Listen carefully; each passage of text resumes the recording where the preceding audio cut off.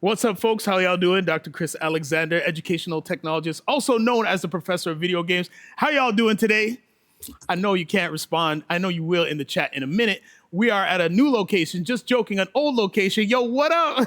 Leroy, how you doing? Yo, what up, Maeve? So we are here in the Red Bull Gaming Hub. Yo, Pure Genetics, let's go. Yo, folks be waiting? Man, y'all are the best. Anyway, we're here live in the Red Bull Gaming Hub. But before, let me do this establishing shot real quick. Watch this. We're going to go pow, pow, pow. This is where we are today, folks. We are in the Red Bull Gaming Hub.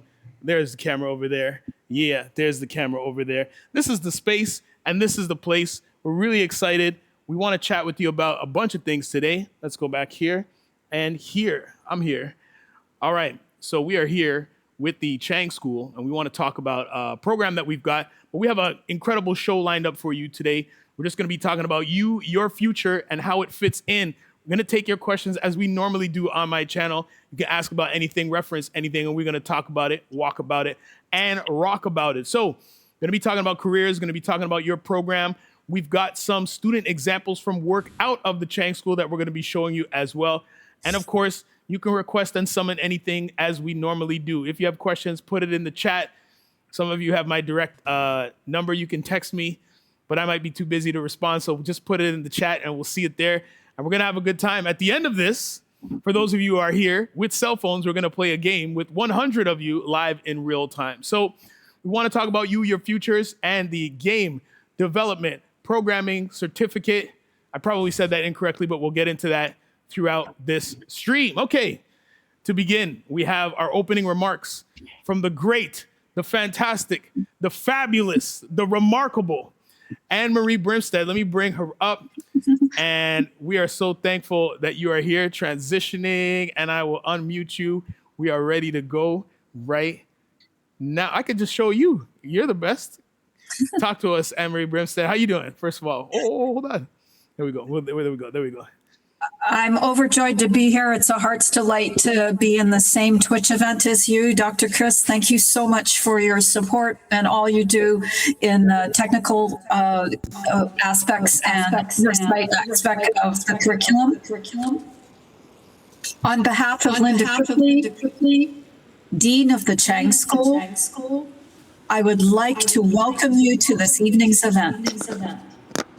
Linda was unable to attend today, but sends her warm wishes.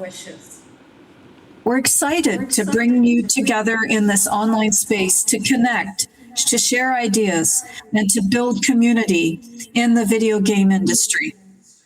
Events like this reflect our commitment to innovative, interactive learning to support Chang School learners and alumni. Today's session with Dr. Kris highlights how gaming and design thinking are shaping a wide range of industries, even beyond the gaming world.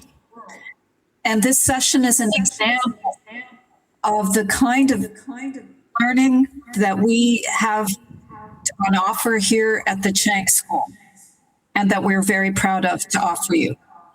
If you enjoy this kind of learning, I encourage you to explore our certificate in programming for game development. Finally, I would like to extend heartfelt thanks to you, Dr. Kris, for your collaboration in bringing this event to life. Dean Cookley sends her very best wishes for this evening's event. Thank you. Thank you, Anne-Marie the Great. I don't have my applause button on me today, but if I did, I would have been pressing it. Thank you so much for your kind words, your introduction. You're the best. We can't do this without you. All right, so let's keep the show rocking. There should be some links in the chat for you to check out if you want to hear more about the programming. I'm going to put some QR codes up for you a little bit later. But that was the great Anne-Marie Brimstead. And we have a special guest coming up shortly. I guess pretty quick now. Holy cow, time is flying. But we'll get there. Now, we do have some acknowledgments to get through before we start this party. Let's get into those. Pow, pow. Well, you know how it goes, folks. Pow, pow, pow, Pow. Where's my monitor? We can go like this. We can go like, all right. Boom. Boom. Here we go. I'm Lee Run, the manager of storytelling and strategy here at the Chang School. Before we get started, I'd like to acknowledge the land on which Toronto Metropolitan University is built upon. Toronto is in the Dish with One Spoon territory. The Dish with One Spoon is a treaty between the Anishinaabe, Mississauga, and Haudenosaunee that bound them to share the territory and protect the land. Subsequent Indigenous nations and peoples, Europeans, and all newcomers have been invited into this treaty in the spirit of peace, friendship, and respect. As a visitor on this land, I want to pay my respects to the Indigenous peoples, elders, and ancestors who stewarded and cared for the nature and the people who lived on the land where TMU is located today. This recognition and respect for Indigenous peoples and their lands is a key step towards reconciliation. Great. All right.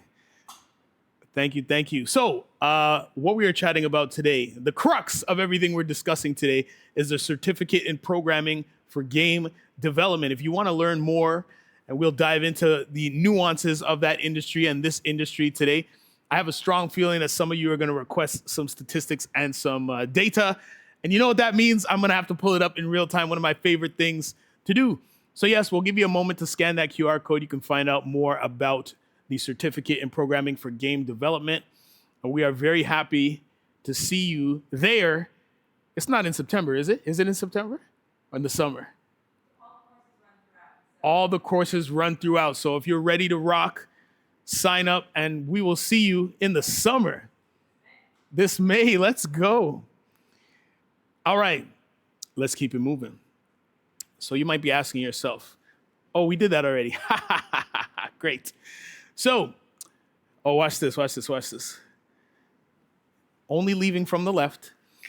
For those of you who don't know what we do here at the school, I have a brief introduction for you all. We're super excited. See if I can get the positioning on this chair correctly. Yeah, what is up? How y'all doing? Okay, so I believe it was right here, and now I can get rid of it. That's what it was there for. So both Google and Bing refer to me as the professor of video games, but what on earth does that mean? Huh? We okay? All right. I break my research up into 3 core areas. The first area is video game design, okay? And we also call that serious game design. We do a lot of work with hospitals, kids with special needs, and we talk about that and build games surrounding those kinds of experiences. We're really excited about that. The second area is solo production. Using this technology, this production tech that you're seeing right here, we help students jump from 0 to 50,000 subscribers in just 5 weeks. And the third area is the evolution of education, which you'll hear about in this program. Of course, we're talking about artificial intelligence. Let's unpack these 3 areas a little bit just so you have a little bit better sense as to what's going on. The channel is popping so well that some people are getting ads, and I'm so excited about that. Yo, stop being engaged. I want to see y'all in the chat, okay? No, not y'all here. I mean, anyways, the people, the people online. All right. So we talk about serious game design. Some of the engines that you can learn about in the certificate for game programming and development is Unreal Engine, Unity, Godot. We also have been teaching some vibe coding, as the kids call it, in Gemini. But also we've been talking about, which I hope we get to, the recent announcement about Sandbox. That's the partnership between the gentleman behind Gary's Mod and Valve/Microsoft. And we can talk about that probably in the questions section. But remember, you can ask questions throughout the entire time. And the second area of solo production, we're talking about jumping from 0 to 50,000 subscribers. How do we do that? This is free software that we're using right now called Open Broadcaster software. And what we like to do is say, how you show up online is how you show up online. That means most folks have a Android or iDevice of some kind. We show you how to use that as your web camera because the cameras on current day smartphones are quite fantastic and spectacular. And we show you free software how to leverage that so you can have pictures and depth of field that look kind of like this. All right. And the third area, the evolution of education, we talk about ChatGPT. We talk about Lemonade Server. Some of y'all might not know what that is. We talk about LM Studio. We talk about Olama. We talk about OpenClaw. We talk about all these ways that you can galvanize artificial intelligence in a way that benefits you.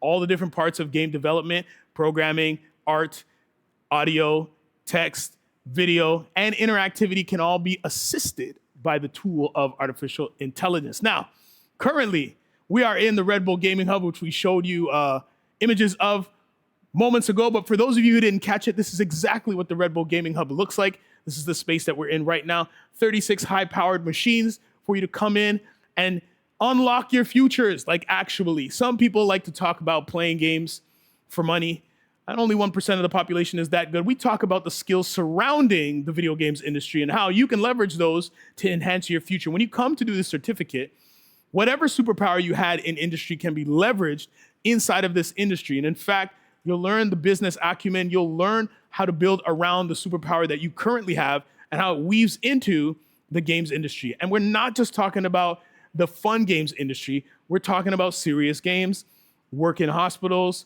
working with underserved communities, helping folks building computers. But we'll get into that. All right. What else am I supposed to tell you? Oh, yes. I happen to give the only TED Talk in the history of Toronto Metropolitan University. And I know what you're thinking. TED Talk is different from a TEDx talk. TED Talks you have to be invited to do, and a TEDx talk, people can just put them on. My coach, Cindy Stivers, told me to tell you all that because most folks don't know that there's a distinction there. So I was talking about how video games can level up the way you learn, audio, text, video, and interactivity. And this particular talk is one of the only TED Talks where somebody presented their TED Talk with a video game Steam controller as well as the Steam Deck. Go tell Gabe. Somebody go tell Gabe. All right. I gave a second TED Talk, this time TEDx, and this one is called How AI Can Level Up the Way You Teach. And I was talking about how I leveraged my daughter's math homework to turn it into a comic book featuring her reading the correct answers to the incorrect answers from her test, where she was reading the correct answers to Korra, the avatar. That's right. I turned my daughter's math test into a comic book and had her read it as a way of studying. And we talk about different techniques there. The QR code is there if you want to check my receipts. What else am I supposed to tell you? Yes. So I happen to teach one of the largest classes. Yo, it would have, Leron, it would have gotten you through calculus. So I happen to teach and study and research one of the largest classes in the history of this school, non-mandatory classes, we'll get to that, called Introduction to Game Design. Most recently, we had 864 students across 21 disciplines. This is kind of what I want to focus on here. It's a university-wide course, and most importantly, as mentioned previously, this is a non-mandatory class, meaning every single one of these students that you see funneling into the classroom right now have chosen to be there, the same way you will choose to join us at the Chang School, at Toronto Metropolitan University, and swing by that creative school. Now, you may ask yourself, wait, do I belong in game programming or game development? The answer is yes. Do you know why? When folk are voluntarily arriving at my class, these are the different disciplines who are voluntarily showing up, where we modify the curriculum to connect with them. What am I talking about? Obviously, you can see computer science, but if you look at marketing here, we've got new media, we've got the creative industry, we've got business management, global, nursing, criminology, and one of my favorites is biology. Let's spend some time here. Now, in this particular class, which we'll touch on, I'm sure Dylan will be ready momentarily, I have, yo, what up, Dram? What you doing? It's not Monday. Great to see you. All right. So, oh man, it's good to have you here, yo. So, we often bring in a biologist into our class. Yo, freaky, wait, what is up?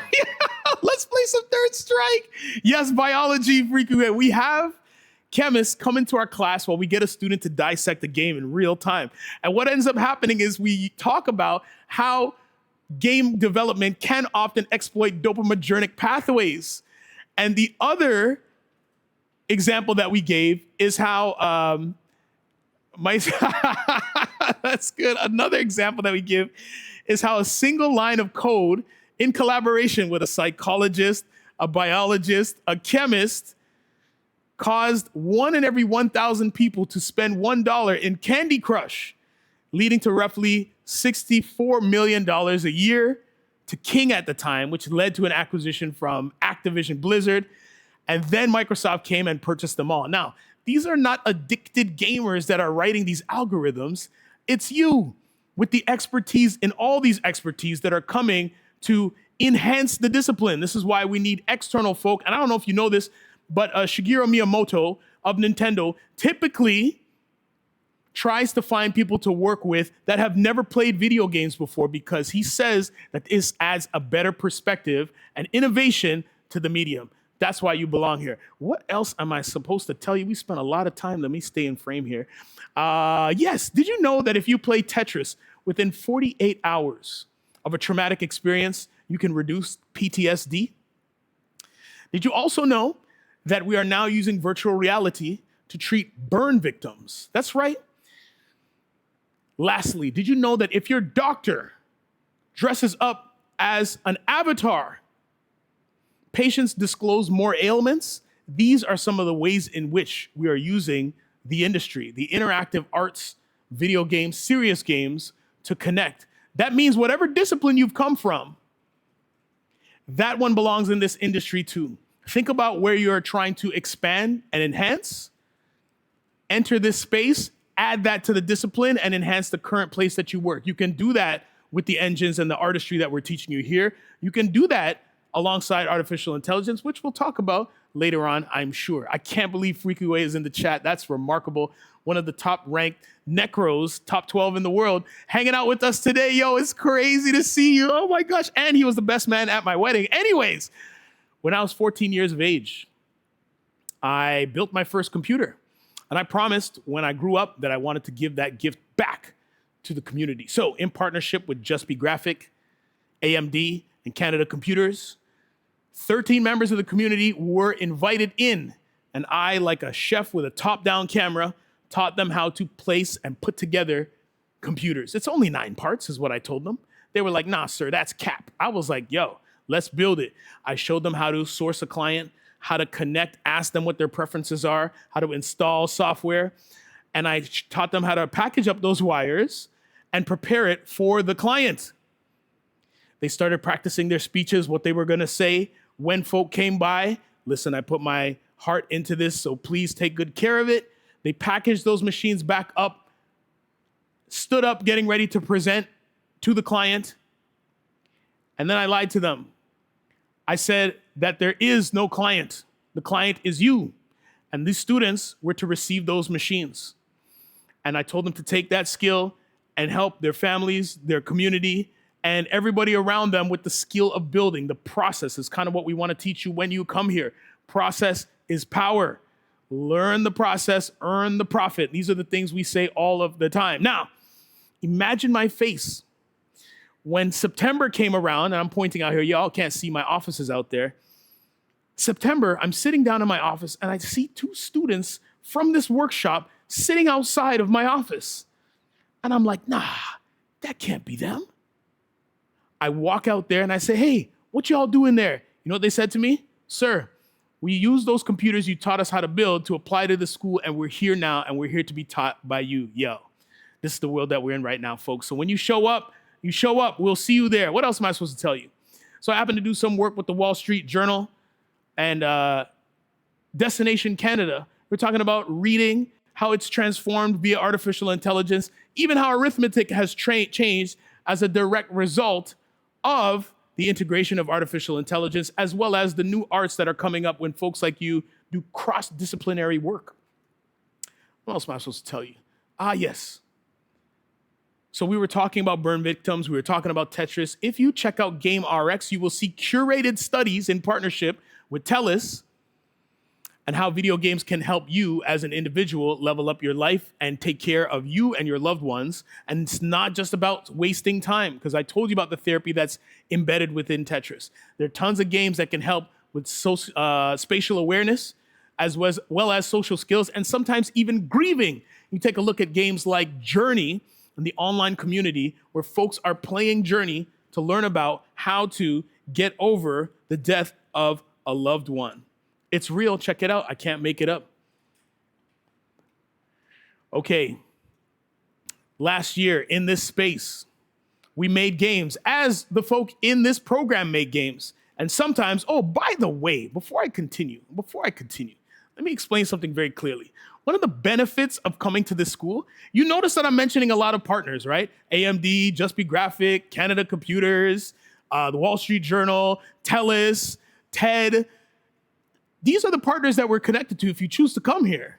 Like these are, you can build your future and come. I'm not just telling you all this stuff to say, hey, this is what has happened. We're saying this is what's happening. So you can come here.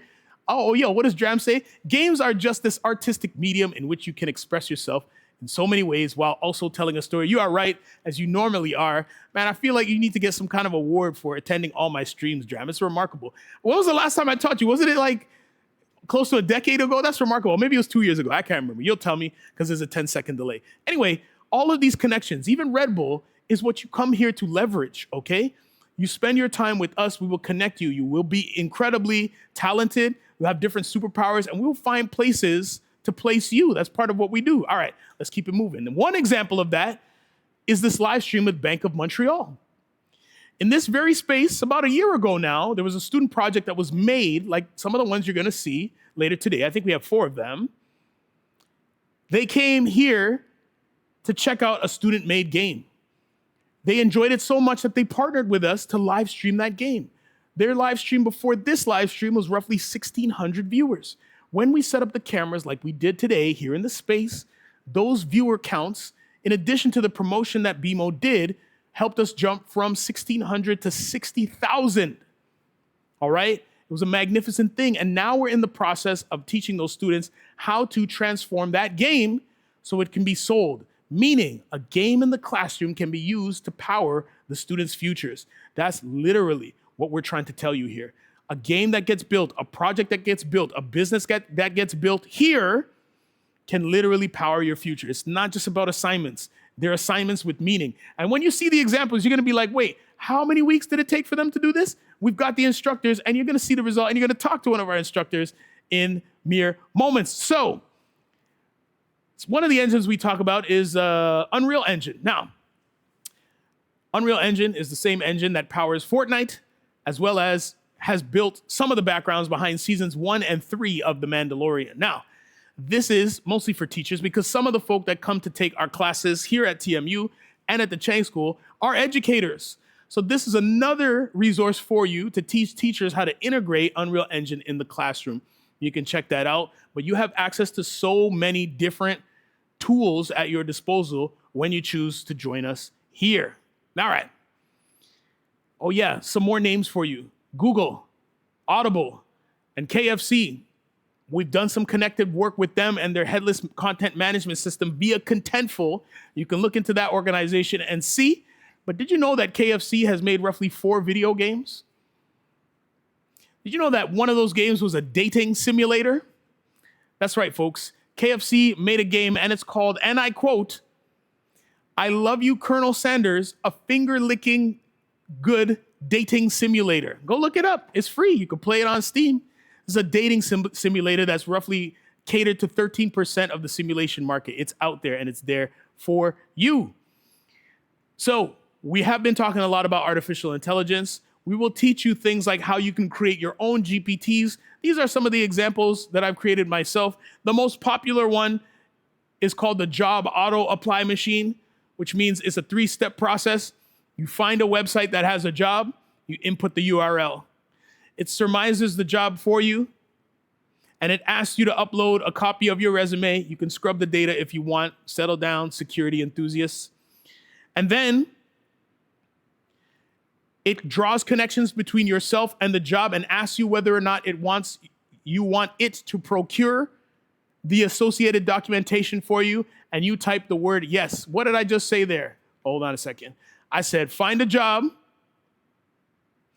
upload your resume, and type the word yes. That's the Job Auto Apply Machine. Now, caveat, this only works when you have the skills to pay the bills. So it's not gonna hallucinate superpowers for you. You have to put in your own skills and talents. There's some other ones there for the nerds in the audience. The Game Engine Educator Shader Expert. These are for you engine users. And I'm sure Dylan is gonna see this and be like, oh my gosh, Chris, I wanna try that. Basically, if you look at the way water works in interactive experiences, sometimes we can use what's known as a shader. And a way of thinking about that is a pair of glasses that when I put them on, it makes it look like I'm underwater. So this is a tool that allows you to take an image of a shader, and then it will give you a tutorial on how you can recreate a version of that shader in your engine of choice. So some folks have been asking, and I saw that in the chat before today, what courses I'm going to be teaching next year. So I have this here briefly for you. You remember we had mentioned talks about TED Talks. I'm actually giving a course on TED Talking, this prototype called the TED Talk course, and it's called Professional Presentations. And the other one is Digital Popular Cultures, where we are literally connected to industry. I can't announce which partner yet, but we're going to be moving toward solving industry problems with the goal of employment for the top group that tackles the problem correctly using their brains and technology. So I think it's almost showtime for Dylan. Now we'll pause. The issue that I usually have when I do these live streams is like people are listening to me and they're not typing in the chat. I appreciate that. Just give me 1 second. Let's go see if Dylan is on the line. Pop up some questions in the meantime. Yo, Dan, I can't believe you're in the stream right now, man. This is crazy. Woo! All right, we back. Pow. Okay. Let's see if Dylan is here. Well, I know he is. Just give me a second to call it up. Pow, pow. Pow. All right. Yeah, he is. Are we going to bring Dylan in right now? Have him talk about himself, his superpower. Yo, how did you do that icon? Yo, that was flame. All right, we got Dylan Ravka in the house, transitioning. Dylan, how you doing? Hello, hey everyone. Thanks for having me here. I'm doing great. Nice to see you again, Chris. It's great to see you as always. Don't mind the picture-in-picture of you seeing yourself. This is, oh my gosh, we do have to hop on Fight Arcade, Dan, Fightcade. So Dylan, introduce yourself, your superpowers to this group. They don't know about you. Talk about the program. Talk about what's hot. And if you start referencing student games that I have images of, I might pull it up for you to speak over it at the same time. Let's go. All right. Thank you, Chris. Dr. Chris, it's great to be here with you. I'm really happy to be joining everyone here. And I wish I could be down there at the Red Bull Gaming Hub, but this will have to do. Hello, everybody. My name is Dylan Ravka. As mentioned, I was a student of Dr. Chris many years ago, I think about 10 years ago now. Wow. Yeah, definitely going back. I think it's been that long. I learned a lot from you, and I'm really grateful for that. Back then, I was working on my scuba diving simulation game using virtual reality. I was very passionate about scuba diving and video games and virtual reality at the time, and I just kind of combined that into a super project. And that was a great experience for me, and I was very passionate about it. If you can find inspiration for your games from pretty much anywhere, real life experiences, movies, games, books, pretty much anything. So try to dig deep and find that inspiration for something that you really are excited to create. Besides that, I thought I would end up in the game industry right away, but I ended up in the healthcare space. So I was creating virtual and augmented reality simulation games for and experiences for some big pharmaceutical companies. So I did that for about 5 years, and it kind of felt like working on games, but it was kind of like going into the human body and seeing the blood cells and seeing how a disease progresses, and also some patient empathy type of applications as well. So there was lots of that. And then eventually, inevitably, I ended up working at Unity. So now I've been at Unity doing developer support for about 5 years now, actually just over 5 years. Yeah, just past the 5-year mark. So I'm happy about that. And I've just been helping game developers integrating different tools into their game.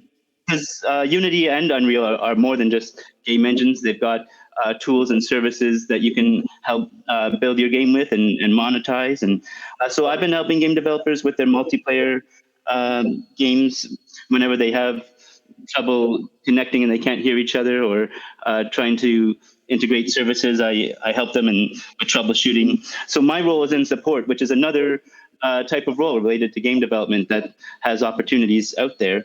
And besides that, I'm excited that I've been involved with the Chang School at TMU, involved with this program. I've been a subject matter expert for the certificate, and I'm instructing 2 of the courses, which we can talk about shortly. But yeah, I'm really excited to be collaborating and working with you, Dr. Kris. Likewise. So before you get into the courses that you teach, I would love for you to talk about your scuba diving game, because it is a clear example of your pathway of connecting your superpowers to your passion for building games. And then, as we talked about, educating others. I accused you of making a learning platform at the time. I still remember. And can you just tell folk about that? Because I remember the story vividly, but just so that they understand who their instructor is, please, please, please.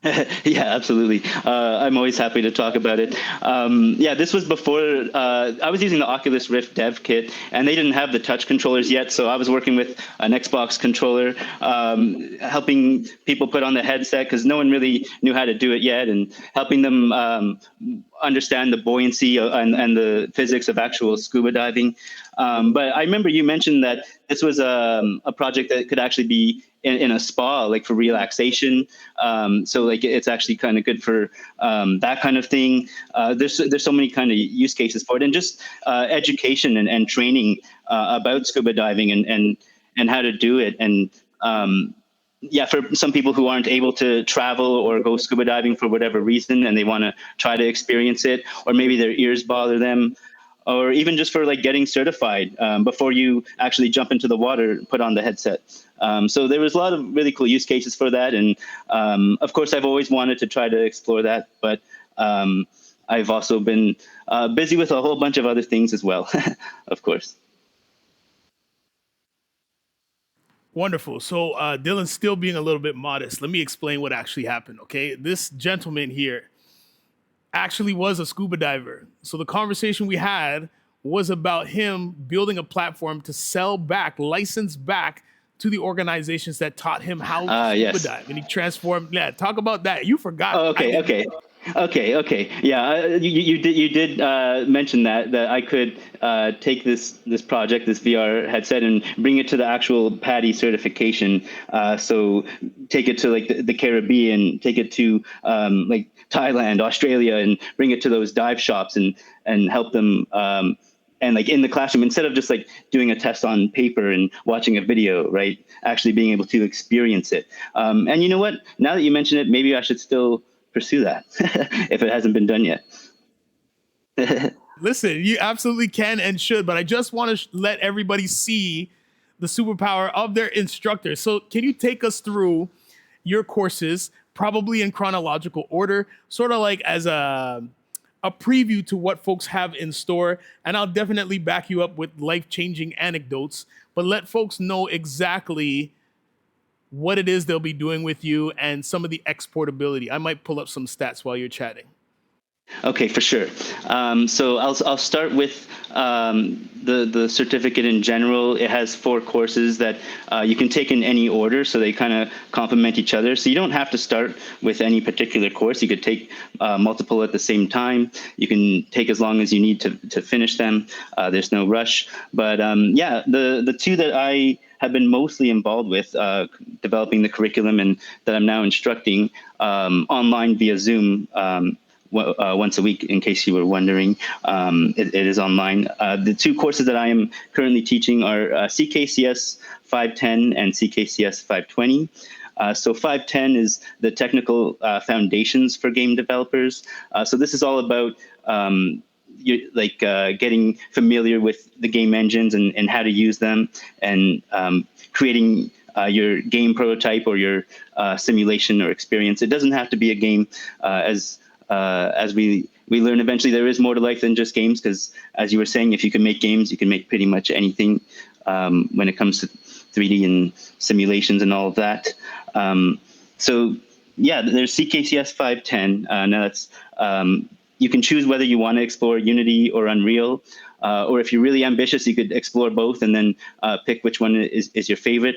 But the assignments in this course are very practical and very project driven. So they build off of each other. We start by coming up with an idea for a prototype we want to create and installing Unity or installing Unreal and getting familiar with it, coming up with a plan. And then we start bringing in assets, whether from an AI tool or an asset store, or maybe you know someone who can create them, or you create your own assets, game assets, 3D or 2D.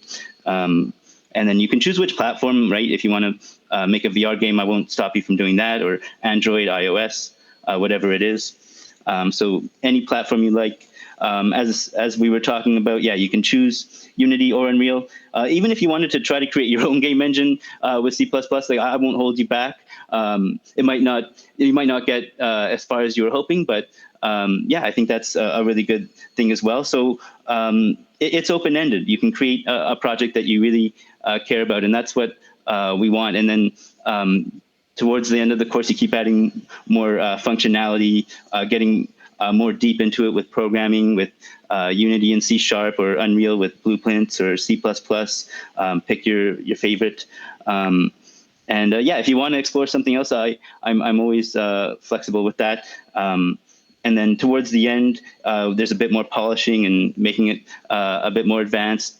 And then the final presentations where we invite industry guests to come and give you some constructive feedback and support you. And it's a great opportunity to show off what you've been working on. Besides all the video logging and sharing on social media that I recommend as well. Yeah, so that's that course, really just getting familiar with game engines and how to prototype. And then the other course, CKCS 520, is simulating force and motion in games, which is fancy for physics, which is something that you can't really make a game without. Even if you're using Unity or Unreal or creating your own custom physics engine, it doesn't matter. You have to be able to understand how those things work. Because even if you're using Unity or Unreal, it's important to know what's happening behind the scenes. So we explore all the different types of concepts, vectors and rays, and we explore different types of things like buoyancy and friction and acceleration, all that fun stuff. And you can continue working on the same project from 510. You can actually integrate some more advanced physics into that same project and just keep polishing it and have a really nice portfolio piece by the end. That's the goal. And then there's CKCS 530 and 540. 530 is more focused on game mechanics and design, something that Dr. Kris, I know, is very passionate about as well. You'll learn about accessibility and user experience and all of that great stuff and level design. And oh yeah, by the way, all of these courses are integrated with AI and teaching you how to use tools for those as well. And then CKCS 540 is getting a sense of what it's like to be in an actual studio, collaborating with a team, working with repositories and things like that, and giving and receiving feedback, which is important as well.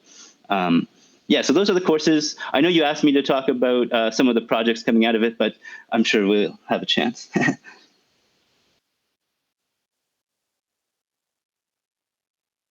Yeah, we'll have a chance to get to that. No worries. So talk to us a little bit about the mentality. Let me go picture in picture here so folks can see. Talk to us a little bit about the mentality of the students that are here. Like, who are you seeing show up? Who is the main demographic? Are they excited? What are the kind of different disciplines have you seen so far when you've been teaching? Yeah, that's a great question. So as you mentioned, and as you would expect, it's a mix. You get a little bit of everybody. Some people are coming from a project management background. Some people are coming from like selling software, a sales role. Some people are coming from more of a business background. Some people are just really passionate about making games and want to explore it and see if it's something they can turn into their career. Some people have come from game design and want to get more hands-on with programming. So yeah, a little bit of everybody, which I think is great. And they're all excited about it. Yeah. Nice. What level of proficiency does one need to have? I know folks are nervous. They're like, oh, I don't know how to program. I've never done it before. What can you say to those folk to let them know, yo, you belong here too? You probably wouldn't say yo, but you know what I'm saying. I might, maybe, depending on how I feel, I guess. But yeah, you can you can have lots of programming experience coming into this, or you can be fresh and never written a line of code. We'll start in the shallow end for those who need to, and if you've already got some programming experience, you can run with it and build something more advanced. So yeah, I won't hold you back, but at the same time, there's no programming experience required. Like, of course, it'll help if you have it, but you can start with no programming experience, and I'll start in the shallow end and walk you through it, and we'll get there. Yeah. So do you have any anecdotes of stories of anybody who started at zero and took off through this program? You don't have to name names, so you don't call them out for their magnificence, but like just to let the folks at home know that it could be them too? Yeah, absolutely. There's some who have really kind of almost doubted themselves at first, and I've had times where I've stayed a little bit late just to talk to them and explain to them how it takes time. Like, even I remember when I was starting out, I was frustrated when things were challenging, and when there's a tough bug that you can't fix and it takes you days or something like that. But yeah, there's a few students, I won't name any names, but there's some that like have really found that they like the design, or like they like parts of building games, but the actual coding part is really hard. But I've seen the output of the projects in the last few terms, and it's really incredible to see how everyone has grown, and they've been able to find their specialty and create some really great work. So I would say even if you are having a hard time or you're not sure, don't give up. Just keep trying. I think the persistence will pay off for sure. Yeah, so we used to have a saying back when I used to teach you a decade ago. I can't believe you said that. That learning a new skill is very similar to going to a gym. You cannot just enter the gym once and then go compete in weightlifting, sit-ups, push-up competitions. You got to go to the gym every day. And that's what this program, this certificate is designed to do. When you put in the reps, the results will come. This is not a situation where you just go to the gym and not work out. What can you say AI can't about do the that kind for of you? persistence? Talk to us about it. Talk to us about it. Yeah, that's great. I still, like, that really stuck with me. No one will go to the gym for you. I think that's one of the best things you've ever told me. It's so true, because like, especially now with AI, like there's so many different tools, and some of them are really good, and you can build something really good with it. But unless you understand how that actually works, you won't be able to actually use it or talk about it. But yeah, it's really important that you put in those hours, because there's nothing like the actual experience of doing it to learn. And yeah, no one can do that for you. That's very true. With AI, even with AI, like there's so many benefits, but there's also the limitations. You have to make sure that it's actually accurate, right? Double check the sources. Ask the AI to what its confidence level is, and what it's actually assuming, and what it actually got from a fact somewhere, right?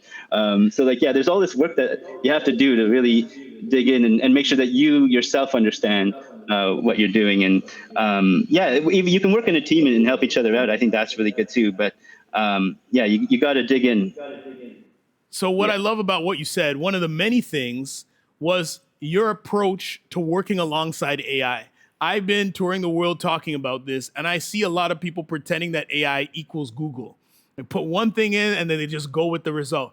But you mentioned questioning the model's confidence level. I guess we're transitioning to artificial intelligence. Let's go. So the idea here of AI as a collaborative tool, what are your philosophies on teaching students how to use AI? I'll give you an example. One of my favorite prompts when I'm teaching students about integrating artificial intelligence, let's transition here for a second. One of my favorite things teaching students is how when you're prompting for AI, you can prompt whatever you like, but at the end of it, you can say, please ask me clarifying questions if anything is unclear before responding, just to do a quick check. The other thing you can do is say, make sure that you have a clickable reference for every claim made. But I love what you said about confidence level. Can you expand on that a little bit? Because that is hot fire, and I haven't thought about that before. Go ahead. Yeah, absolutely. It was something that a colleague of mine added into their prompt recently, working on an AI tool, and I thought that was great. So I'm trying to recommend that as much as I can, because when in the example that I was shown, the AI tool had a confidence level out of 8 out of 10. So it's like, okay, you're not 100% certain about all of this. Now, tell me which parts you're not so sure about. So that's why I think it's good to get those references and see what is actually being assumed or maybe even hallucinated, right? You don't know. So I think having that confidence level is important. There's a few other things you can add in there, like you said. Why is that your confidence level? Because I'd like to see 10 out of 10, but it's never going to be perfect, I don't think. So we've got multiple questions from the great Dram. Well, I'm just going to read them. This guy loves writing essays during my streams. You know I'm going to read them, Dram. That's why you said it. Okay. He was talking about programming. Yes, quite proficient. It also depends on how you are as a person, how well you absorb information, and what your process for learning is. I did go hard at it and managed to absorb a lot of information and got to the point that I can build anything I need programming-wise. Proficiency comes through repetition. Just keep doing it. Before I continue reading these beautiful essays from Dram, think about building a recipe, making a cake or a cookie. There's always a process. It's not just grab all the things, don't mix them, put them in the oven, and then pow, there's cake, right? There's dedicated process for everything. It's the same thing with your learning and your absorption of new skills. Keep that in mind. Let's move to your boy's second essay. He said, one thing though, imposter syndrome is real, but don't let that deter you from continuing learning. Lastly, Dram said, AI can be a great tool for learning, but only if done well. Misusing it can lead to stunting your understanding and progress. If you offload all your critical thinking onto the AI, then you can end up losing that muscle memory of figuring things out for yourself. Bars! I love that. Okay. Sorry, I didn't mean to cut you off there. Dylan, go ahead. He said don't call me. No, that was well said. I love that. Tell us more, please. Keep sending those chat messages. I'm not seeing them, but I'm glad you are. It's all good. Yeah, you can see them if you're on Twitch. So what I will do right now, this is going to be, because I'm happy to have you here, I want to show you some of the projects, the Hot Fire student projects, and maybe you can just chat about them. I'm going back and forth because I can see which engine they were built in, and we can just riff off of these. If you remember the student, talk a little bit about the process. And if not, either of us can talk about the thinking behind it, the inverse kinematics. I'm giving you some look aheads immediately just to talk about dissecting the medium to show you the level of proficiency you will be taught in this program. Are you ready? Okay, here we go. So I'm going to transition away from you here. And give me a second. Make sure it looks good on transition. Pow. Pow, pow. Yeah. I don't know what your time is like. Yo, let me know if you have to go, by the way. Sorry. I didn't mean to yo, you know what's dope? I can put you in the corner like this. Okay, watch this. How do I hide my video? I think I can stick around for a bit. I don't want to miss this. All right, cool. So in the meantime, while I'm transitioning, just joking, I'm already ready. The chat said what? Dylan, can you answer the Q? Here's a question. So you learned all the programming languages in this program, C++ or C#. Now, I can tee you up because this sounds like my favorite anonymous questions from when we do information sessions. It's up to you. If you choose Unity, we will be teaching you C#. If you choose Unreal Engine, we will talk to you about C++ and nodes and the visual interfaces for both of those things. So really, you will dictate which one you want to learn. If you decided to go with Godot, then we could talk to you about GScript. If you decided to, when it comes out, talk about S&box or Sandbox, we'll go in that direction as well with the inventor of Gary's Mod. So what's exciting about that, Curious Cat Meow, is that you get to choose your destiny and we will help you in those ways. I myself am an Unreal Engine authorized instructor. Dylan worked at Unity, so obviously he's proficient in C#. But yo, Dylan, over to you to help answer this question because it's a great one. Absolutely, great point. And as you said, it is totally up to you. You can explore Unity and C#, or you can work with Unreal and Blueprints and C++. Pick something else if you like. I won't stop you. But yeah, those are the two that we're going to be focusing on. And you could explore Unity and C# in one course in the CKCS 510 course. And then when it comes to physics in 520 course, switch over to Unreal. So you'll have the opportunity to learn both. Yeah. So, Curious Cat Meow, I know there's a bit of a delay. Which is the game that you have in your head when you ask that question? And either Dylan or myself will be able to tell you what language it was written in and learn a little bit more about you in terms of what you might be thinking you want to build here. And we'd be excited to help you with that. What kind of ideas do you have, Curious Cat Meow? And while we're waiting for that response, let's move to the first game here. Hopefully y'all scan that QR code. Let's keep it moving. This is my first time having a Zoom call over top. Yo, this is so dope. Let's go. But I'm going to move you right here. All right. Okay, so I'll unmute when I need to. Okay, cool. Okay, I'll slide it over here for now. And I'll bring you back once we're done. So let's take a look at this. There's my volume. There we go. So this clearly has been developed in Unity. I can tell by the shaders. I can tell by some of the trees, the foliage, the post-processing, the particle systems. And if I'm wrong, then the thing that looks at the top left corner that says Unity on it is the biggest giveaway of all. You got it. You know anything about this project, Dylan? Oh yeah, this was inspired by a little bit of Legend of Zelda and a few other games. You might be able to see in the inspiration there. But yeah, I'm so impressed with this project. This is one of the best projects that came out of the program. And yeah, the student is continuing to work on it right now in the 520 course. And I'm just amazed by what they've been able to create and how they've been continuing to work on it.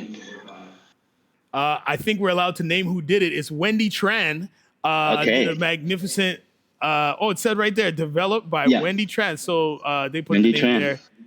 Great. So Congratulations, Wendy. Yeah, remarkable. We can watch it while we chat about it. The idea of a conversation system, inventory, obviously foliage, walking, particle systems. You heard us calling these things out. These are the types of things you're going to have to learn about because when you're building worlds, you literally have to build a world.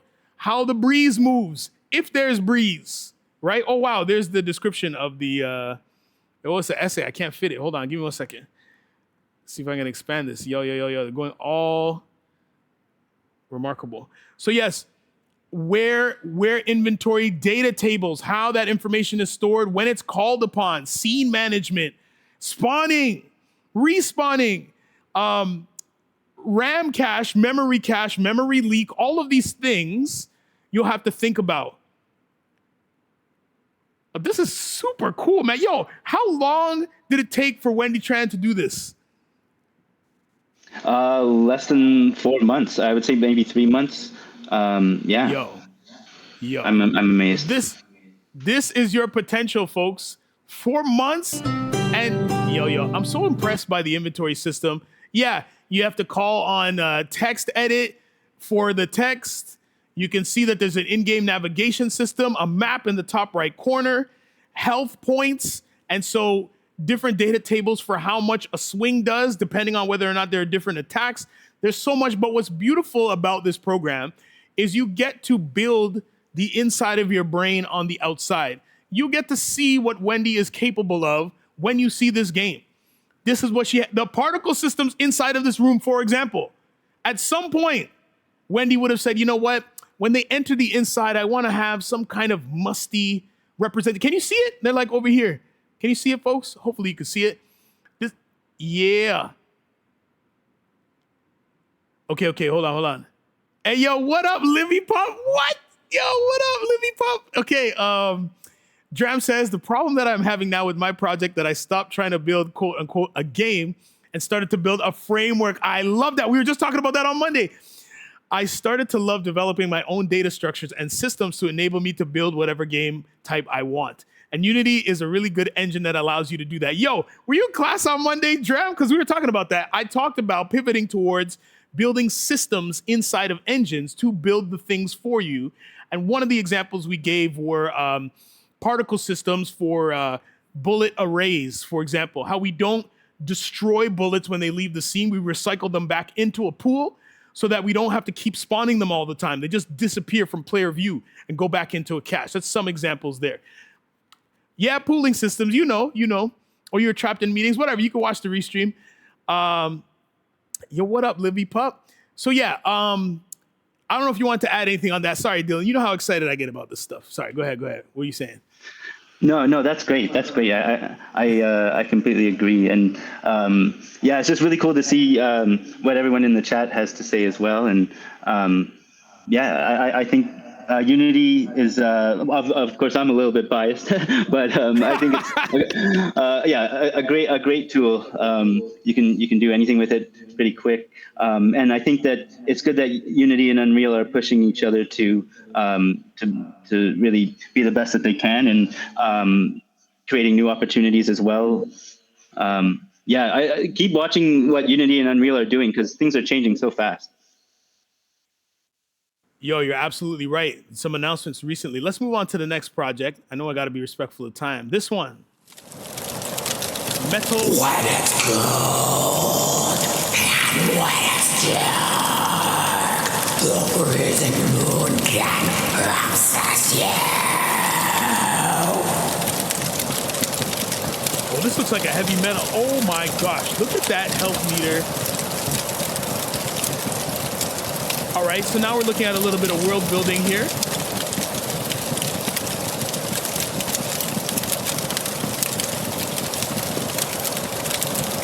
Okay. So now you're seeing I'm not sure if there's audio. attack patterns. Sorry? Oh, there's some like really awesome heavy metal playing, I believe. The music and the audio is a sound big part. cues. Yep. So enemy behaviors and how close a player gets to them before they quote unquote notice them. You'll have to decide and determine all of these things. Sound cues on pickup, collision boxes, collision detection. This seems like an Unreal Engine project. Am I correct about that? Yeah, you guessed Mostly it. because of the avatar. I'd be surprised if you didn't get that one. Huh? Oh, yo, Mark Yeah, is in the chat. Yo, Mark. Hey. Yo, talk a little bit about this game. You're on screen. Hold on. Hold on. Talk to us about this game.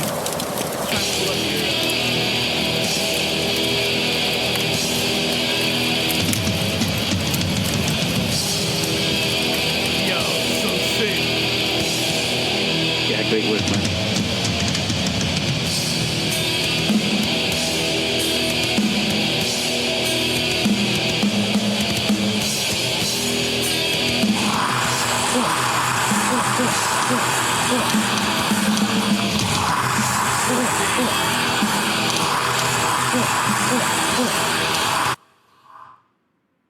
Nicely done. Hold on. There's some more. We're going to continue on the next slide. Give me a second.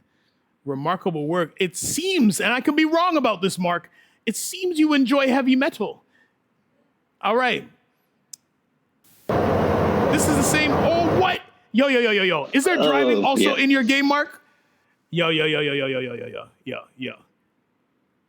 Yo, is there also driving in the same game? Can you, before I move on to this hot fire, can you explain how we transitioned from zombies to car? Because I saw some inverse kinematics there. Talk to me.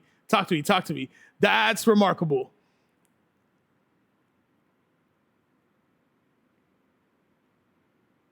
A quintessential metalhead finds a strange record player at a flea market.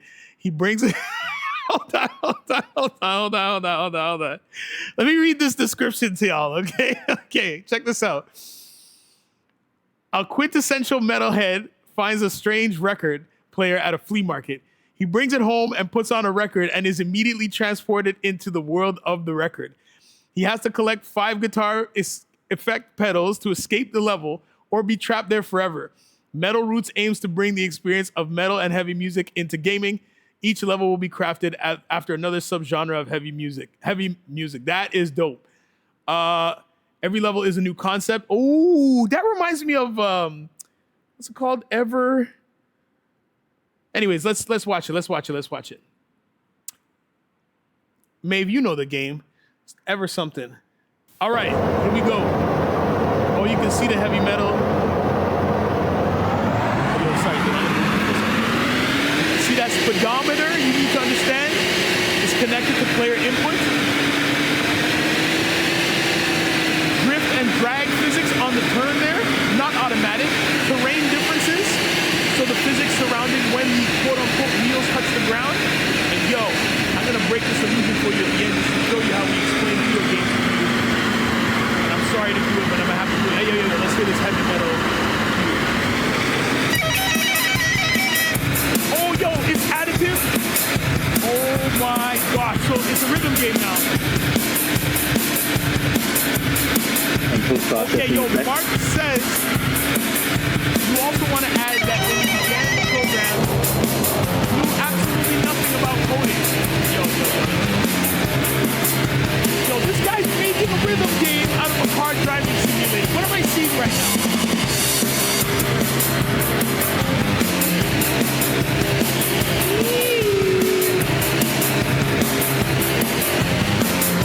Oh boy, I see the sun there. The music is by you. Whoa. Yo. Yo, It gets better. Hold on. When you're done, sorry, I stopped talking.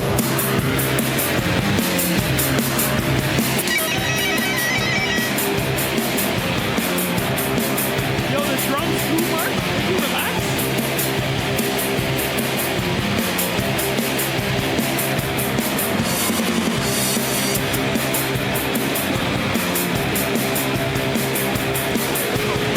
I wish we could unmute Mark, yo. I want to talk about this, Mark. Part of the system.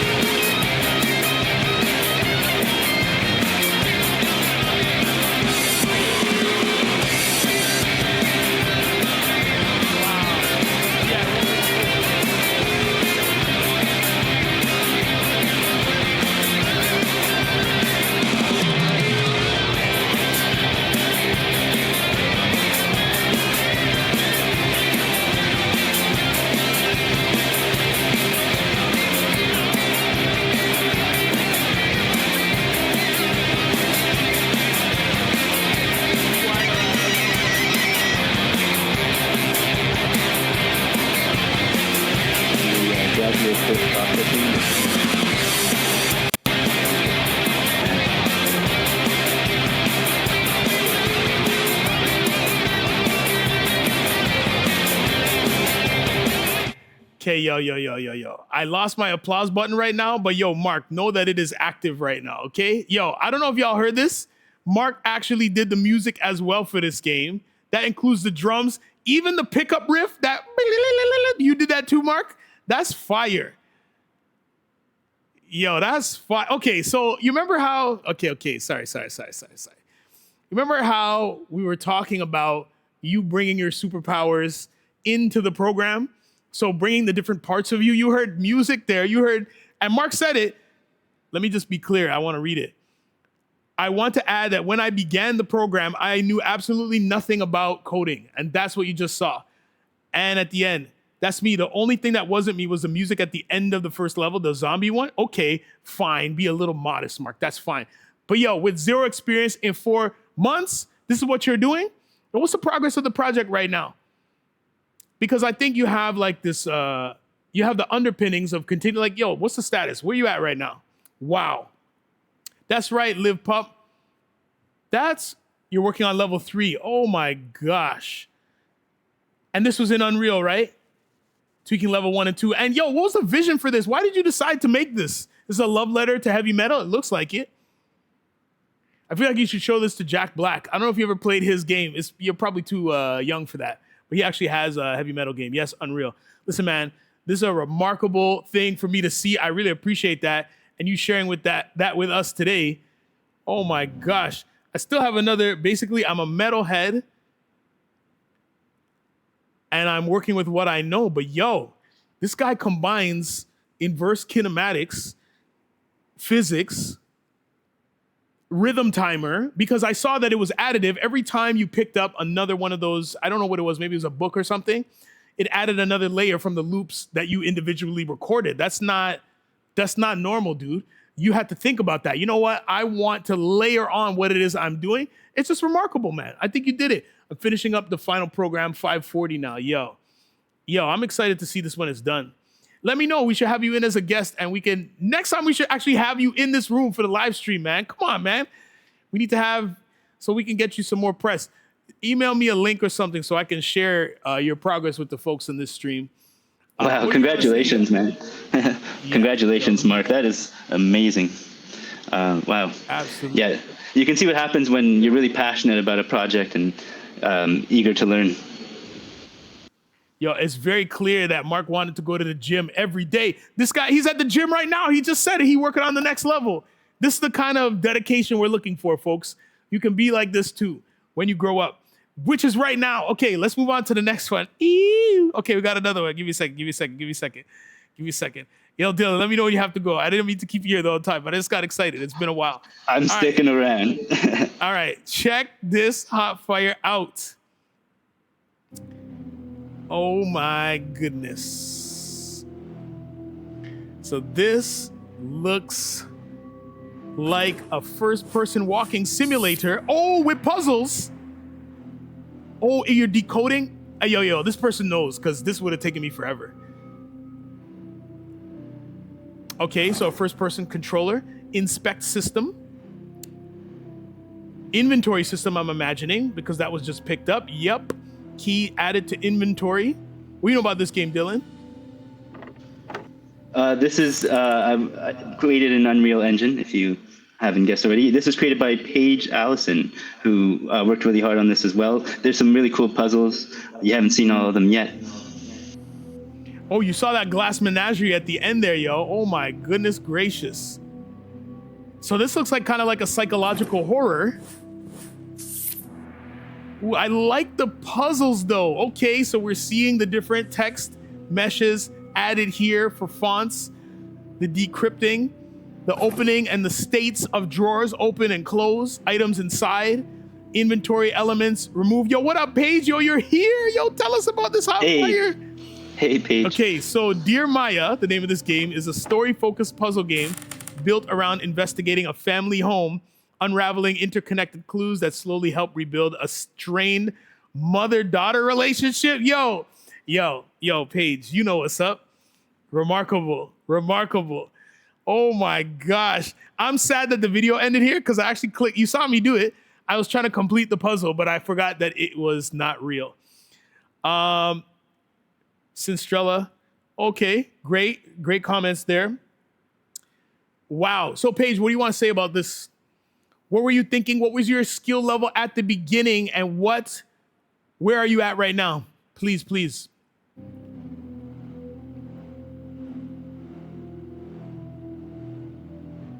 Wow.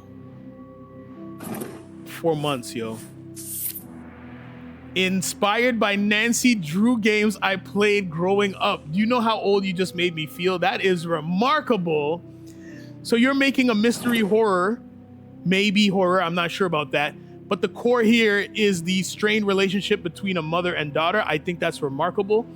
Have you heard of, still working on adding more rooms, puzzles, and you want to have a full narrative as well? We can see that. But what I love about your approach is you've started off with the puzzles where you want to sort of put your thinking into difficulty into those puzzles, starting off with the mechanics. Makes good sense.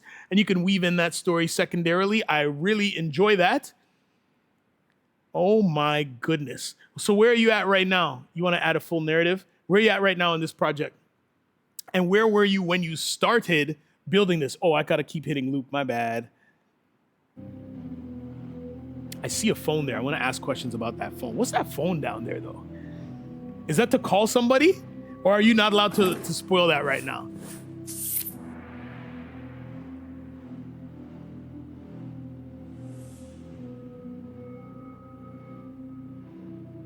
There's a phone UI as well. Yo. Is that for calling people? Kind of like Solid Snake in Metal Gear? How does that work? Or does their phone just ring? I'm getting very intrigued by this and possibly a little nervous to how you're going to answer this. Because this seems very scary right now, depending on how you answer this. Oh, I have to keep hitting loop. My bad. That's how you talk to your mom, yo. And the other characters, what? So you have to talk to your mom. Yo, no spoilers. You said a strained relationship. Do you call your mom or does your mom call you with no spoilers? And if the answer is yes, yo, send me to the store page. Yo. I'm seeing it's in the phone UI? Okay. Can you just put it after this? Yeah. Okay, I feel like Paige is typing an essay. Okay, the grandfather left the house to the granddaughter and left all the clues for the daughter to uncover, but she needs her mom's help to solve some clues. Yo. Have you ever played the Canadian game Eternal Darkness by Silicon Knights, Paige? If you haven't, I think you should play that game. It stars Alexis Roiva, one of the greatest protagonists of that era on the GameCube, and she has a very interesting relationship with her family. Not as cool as what you described, but the horror elements and the puzzle elements, I think you might enjoy. Let me see if that UI is ready. Oh, is this a different one? No, let's see. I think I have to update it. Give me 1 second, folks. Pow.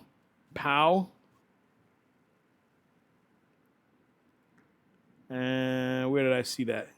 Oh, hey, sorry, I do have to jump, but I wish I could stay. Can I catch the recording later? Thank you so much, Dylan, for your time, your energy, your effort. Hold on, let me bring you back here so folks can see you for real. It's been a pleasure. Thank you, Dr. Kris, and thank you, everybody. Listen, thank you for being here. We'll chat soon, but just keep going. And many of these students will see you either next month or in September when they enroll. Thank you so much. Your students love you. We love you. And we thank you for giving your time, superpower, and energy to this program. Thanks so much. Thank you very much. And I hope to see you there. And congratulations to everyone who's already been showing off their projects. Amazing. Take good care. Take care. Bye. All right, folks. We are back.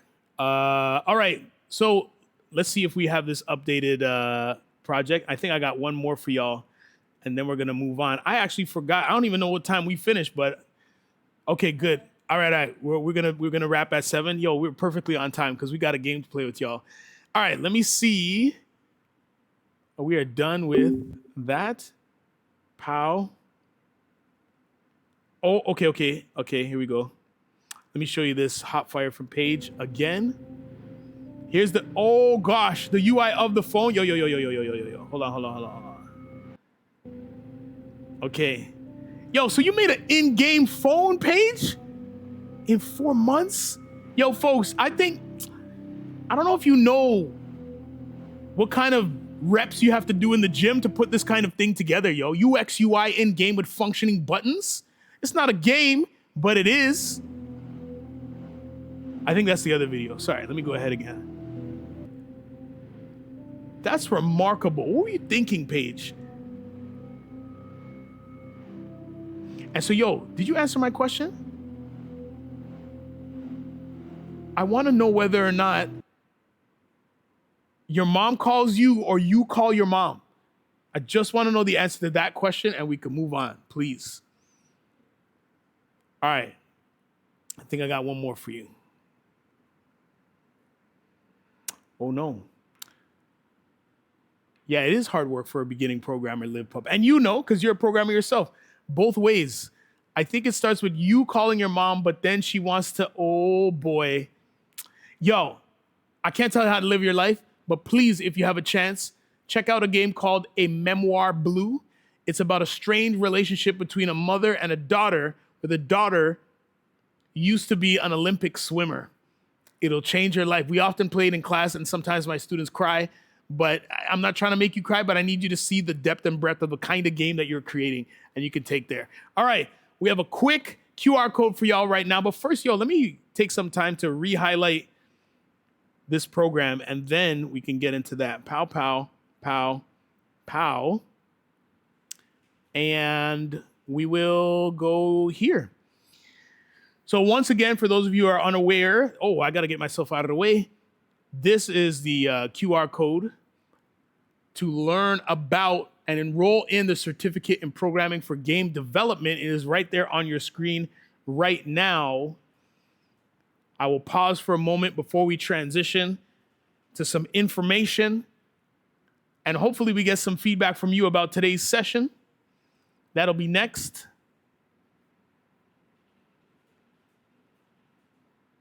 All right. So you can scan this QR code to tell us what you think.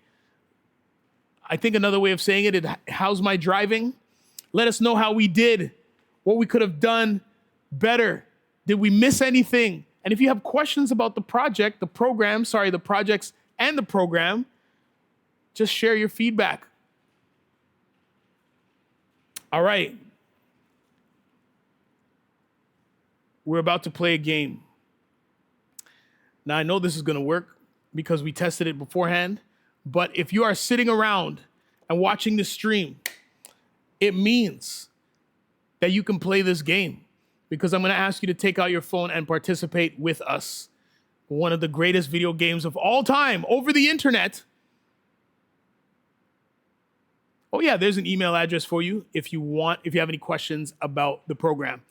How many of you have heard of a game called Everybody 1-2 Switch? It doesn't matter if you haven't, we're going to get into it right now. Give me a moment. All right, first we're going to go here. Then we're going to go here. Then we're going to go here.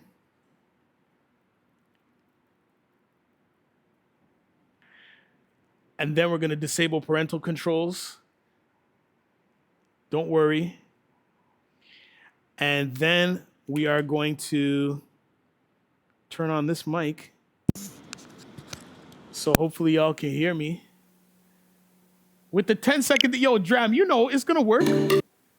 All right, let's get that audio up to make sure y'all can hear me. Did we turn on? Yeah.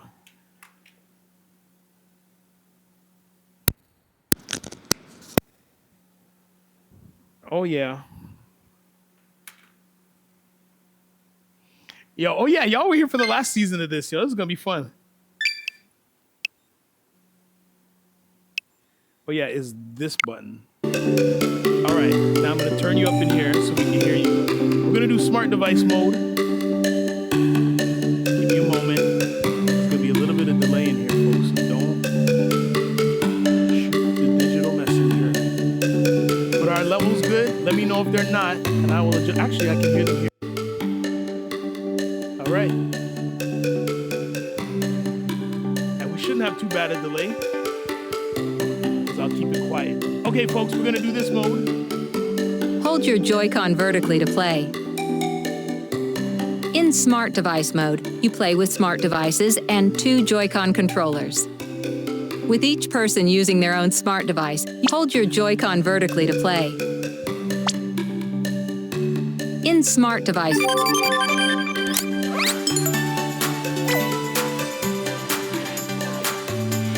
Ready, folks? Let's get this party started. I'm expecting the three of you here to participate in this. You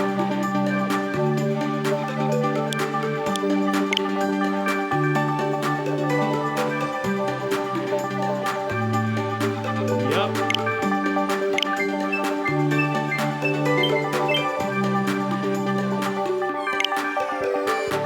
Here we go.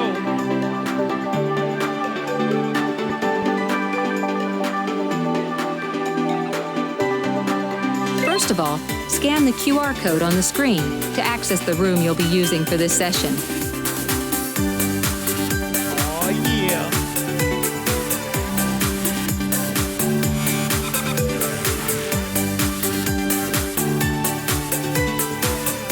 If you've accessed the room already, enter a name and a photo, then tap Register to join.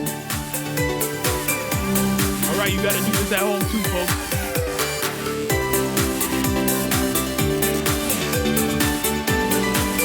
We'll see how many of you are here today. We're gonna have a good time.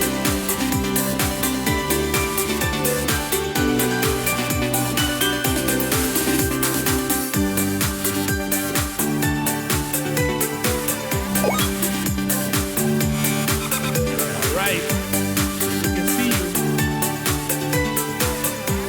If you've accessed the room already, how about lending a hand to anyone who might be having trouble? Start the game once everyone has joined the room. There we go. Yo, Sue's in the house. Let's go. Oh, yo, Mark is here. Let's go. A bit of an echo, yes. Start the game once everyone has joined the room.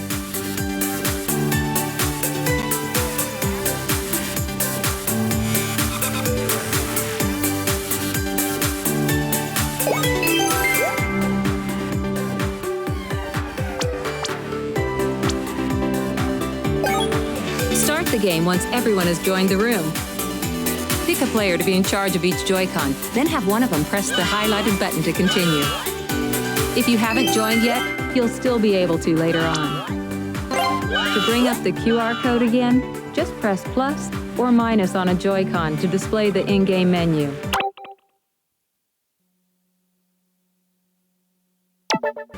You can also check it on the smart device of some.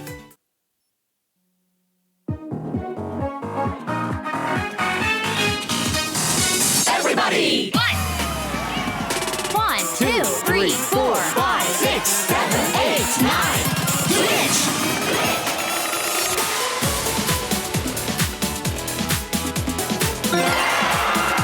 Hello again, everybody. I'm your host, Horace. Well, this is a cozy little gathering, isn't it? Let's liven things up a little. First things first, use the Joy-Con to choose the party you want to play.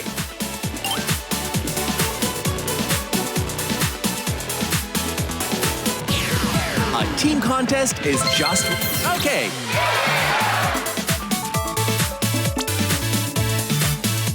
Are you in a place where it's okay to be noisy? Are you in a place...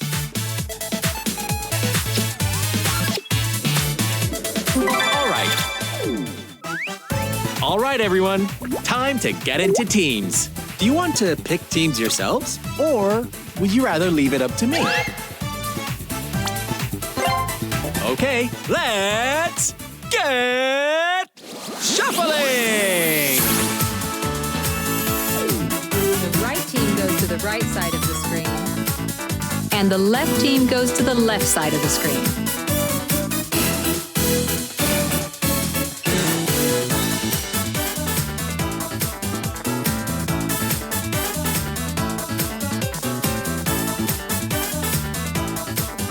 you all split to either side of the screen?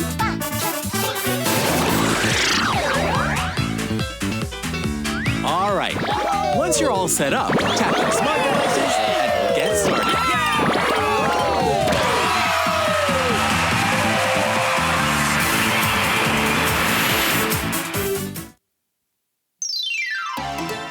Team contest.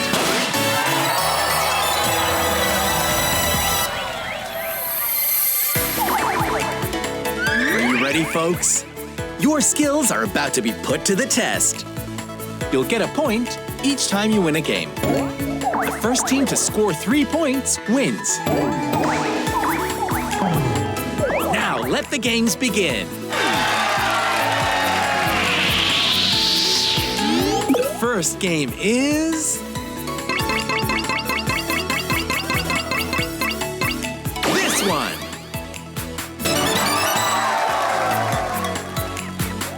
Are you ready to play?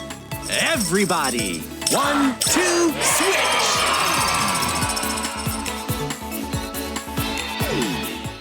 Quiz show.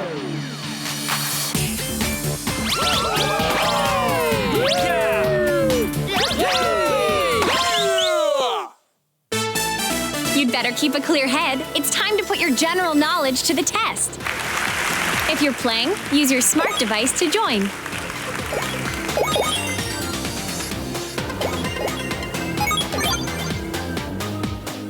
To start with, try pressing the buttons for true and false answers.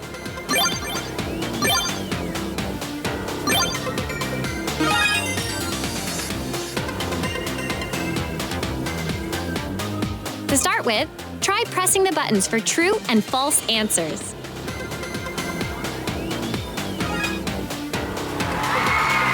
In this game, you have to answer true or false for every question as quick as you can. There's a score bonus if you answer within 2 seconds. Okay, everyone, give it all the gusto you can muster. Fingers at the ready for the first question. Compared to a soccer ball, a tennis ball is lighter.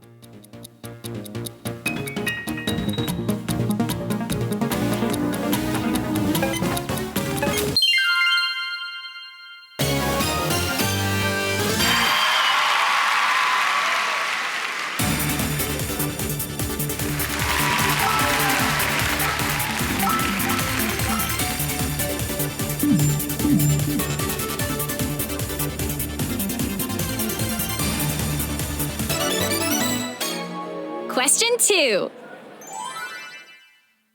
If it's raining, you can use an umpire.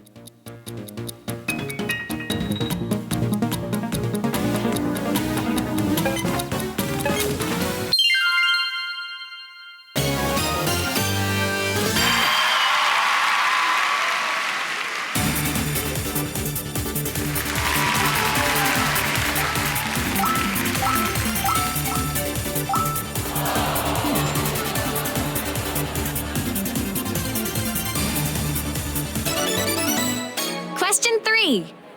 This is it, the final question. This question is worth double the points, so it could still be anyone's game, folks. You'd get on and off a ship at a port.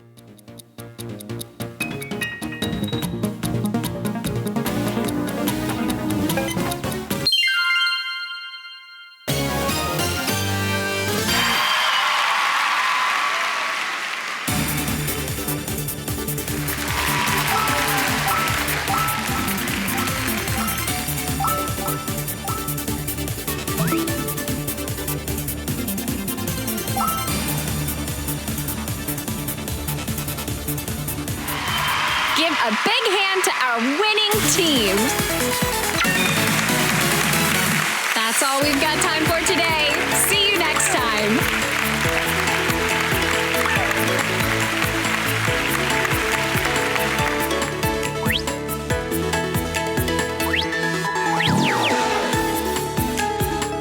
The results of the first game are in. The left team's taken an early lead.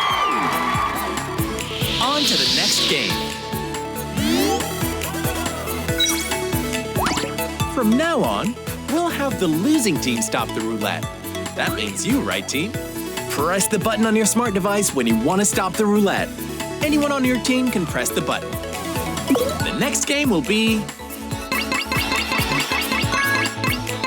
this one.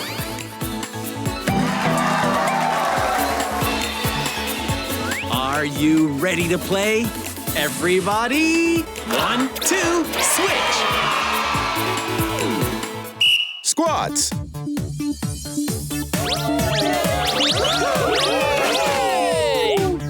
You'll need to enable your smart device's sensor to play this game.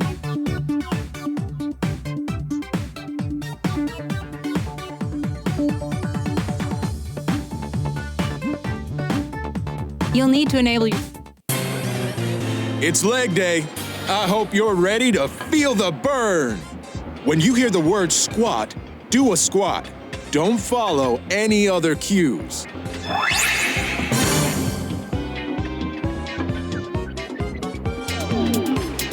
If you're playing, use your smart device to join.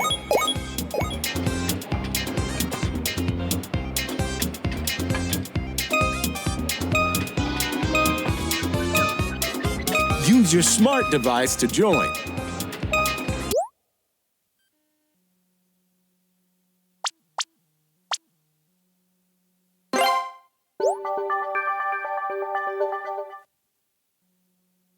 Squats.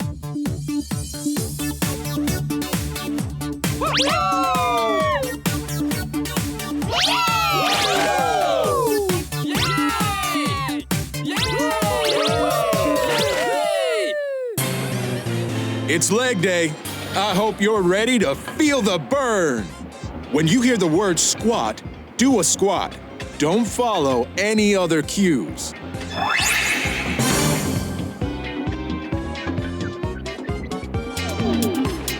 If you're playing, use your smart device to join.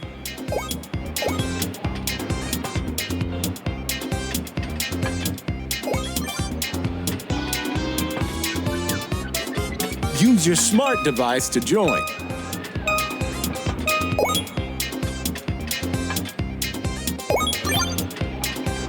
On your feet! The workout's about to begin! You can also play sitting down. Just try to sit up as straight as you can. We'll start with a quick warm-up. Make sure to hold your arms out straight ahead and pay attention to your surroundings so you don't hit anything. Hold your smart device in both hands, then squat. If you're playing sitting down, steadily raise and lower your arms. Do a few reps.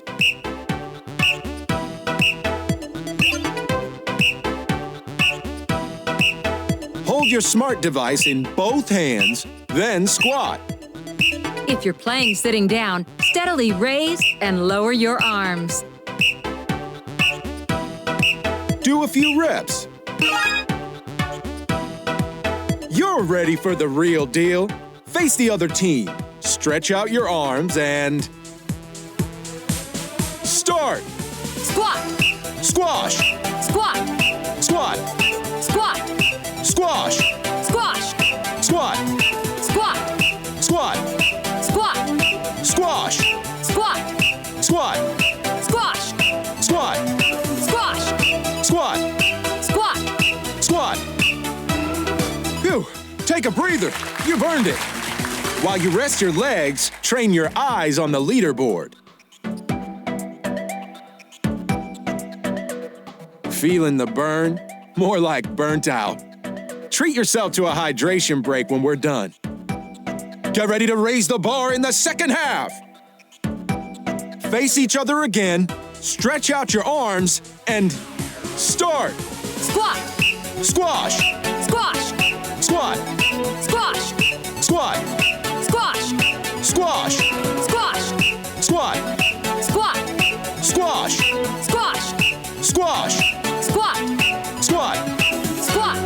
Squat! Squash! Squat! Squat! Squat! Squat! Squat! Squat! Squat! Squash! Squash! Squat! Squat! That's the end of the workout. Way to break a sweat. Our squat-tacular winner is the right team. You really showed us what you squat.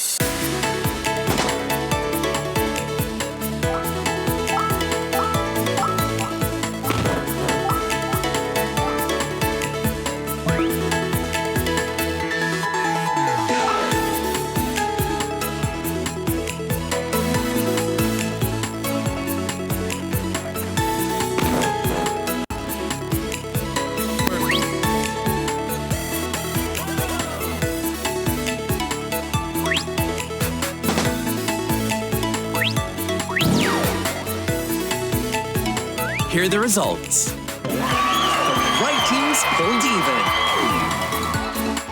Let's mosey on to the next game.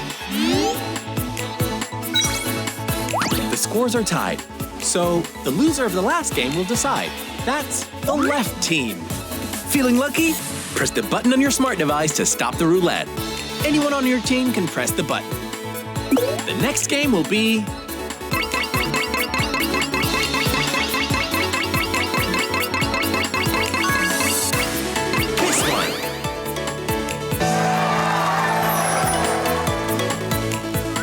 Are you ready to play?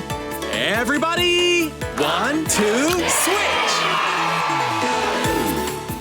Color shoot.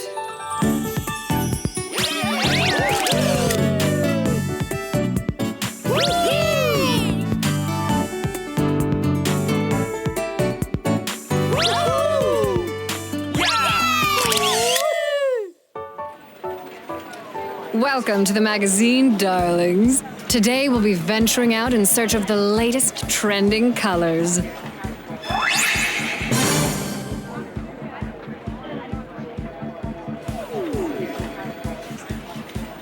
Now, who are my photographers for this job?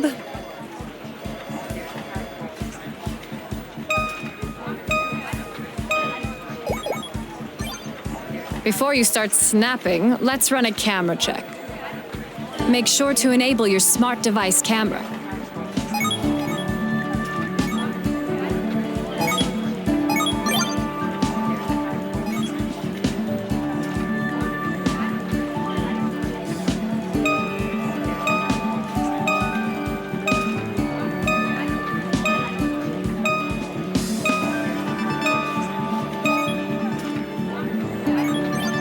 All set, darlings.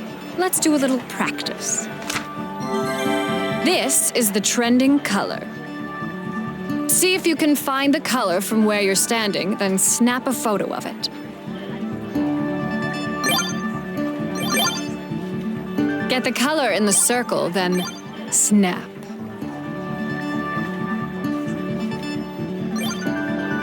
You'll use your smart device to play. That's it, darlings. Now let's start the shoot. First snap, let's go.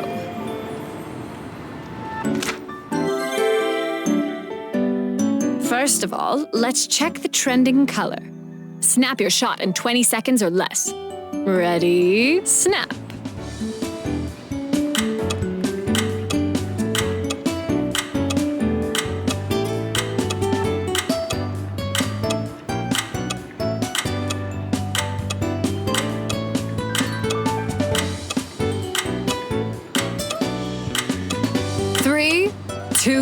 Okay, darlings, you're done. Which snapshot is the cream of the crop?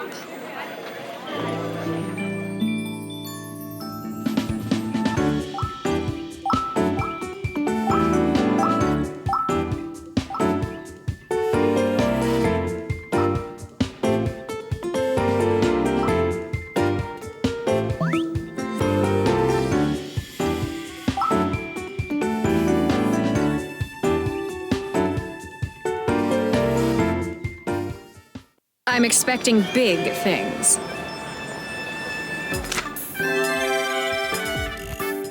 Here's the scoop on our second color. The time limit is the same as before. Ready, snap.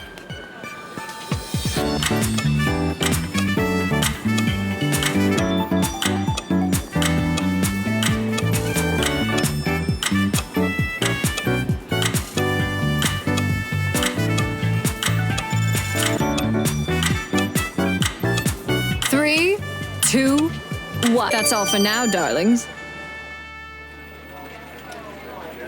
You're getting good at this. Who's our star this time?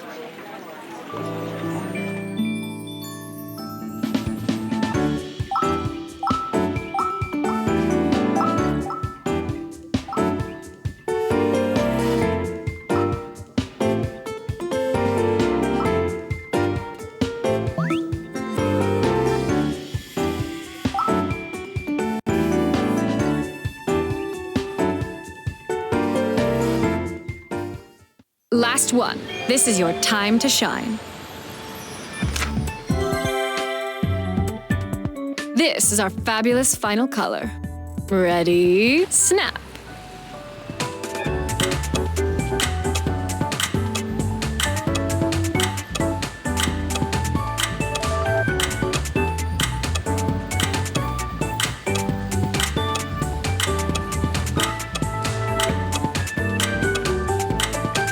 Three, 2, 1.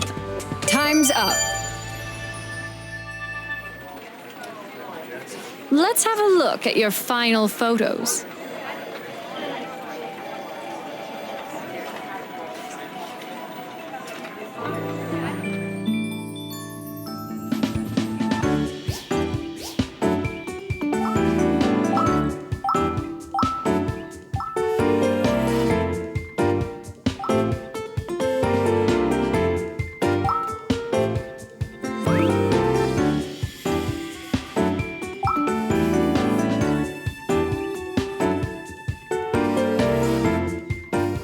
Good work deserves recognition.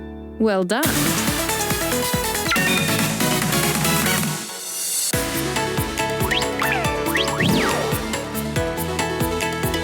Here are the results. The left team only needs one more point. Give it all you've got, right team. You can still turn this around. Here comes the next game. The right team will stop the roulette. Press the button on your smart device when you want to stop the roulette. The next game will be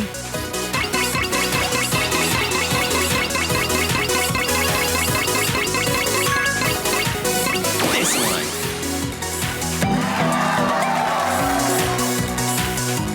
Are you ready to play?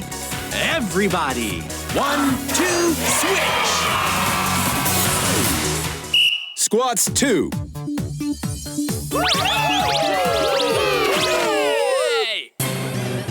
It's leg day.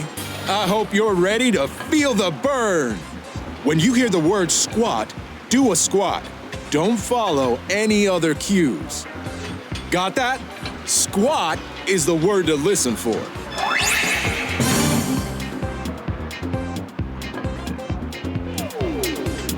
If you're playing, use your smart device to join. On your feet, the workout's about to begin. You can also play sitting down. Just try to sit up as straight as you can. We'll start with a quick warm-up. Make sure to hold your arms out straight ahead and pay attention to your surroundings so you don't hit anything. Hold your smart device in both hands, then squat. If you're playing sitting down, steadily raise and lower your arms. Do a few reps.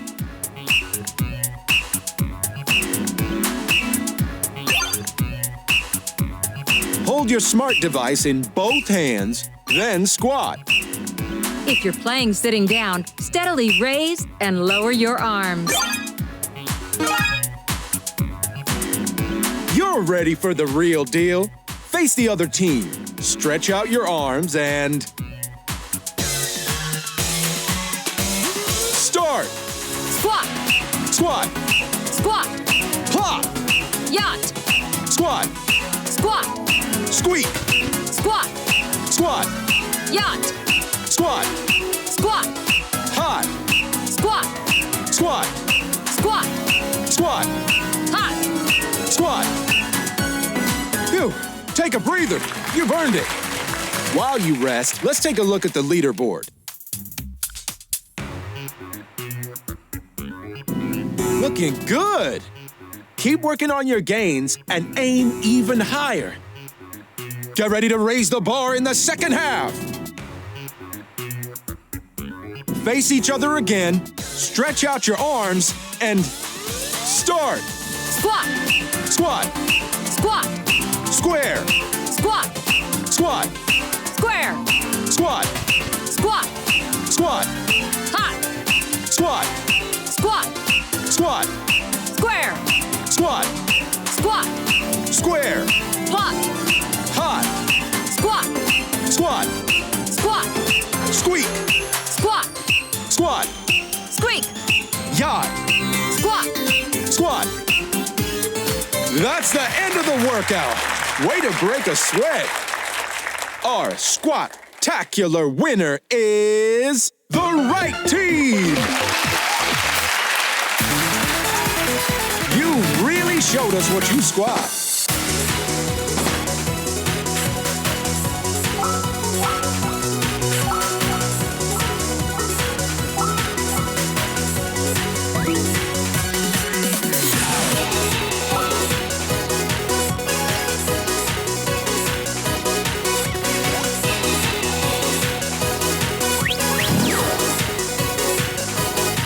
Here are the results.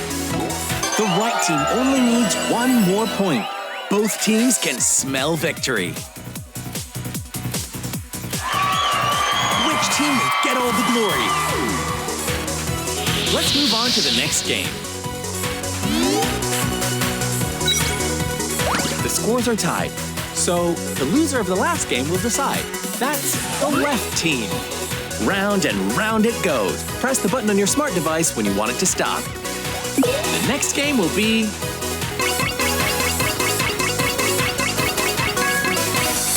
this one.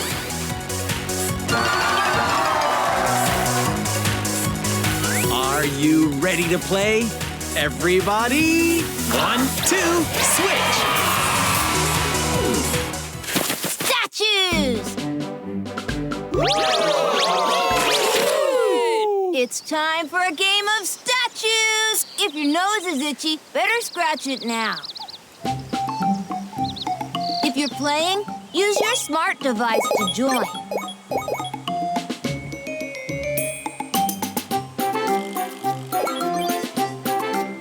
Okay, everyone stand up! Hold your smart device with both hands and walk in place.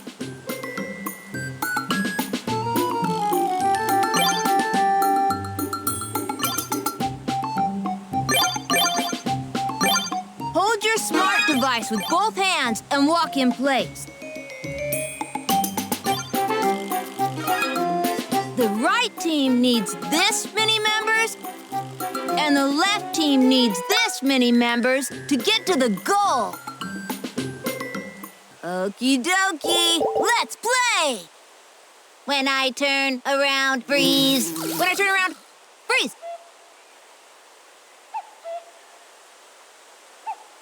When I turn around, freeze. You move, you move. When I turn around, freeze. You move. When I turn around, freeze. When I turn around, freeze. You move. When I turn around, freeze. You move. When I turn around, freeze. You move, you move. You move.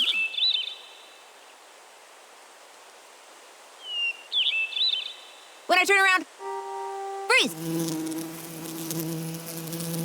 When I turn around, freeze. You moved. When I turn around, freeze. When I turn around, freeze. When I turn around, freeze. You moved. You moved. When I turn around, freeze. When I turn around, freeze. You moved. When I turn around, freeze. You moved. When I turn around, freeze. When I turn around, freeze! You move! When I turn around, freeze! You move! You move! When I turn around, freeze! You move!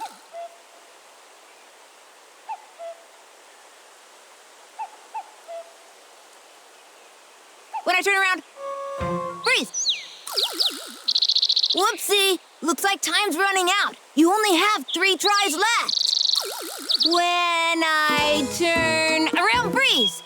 You move! When I turn around, freeze! You move!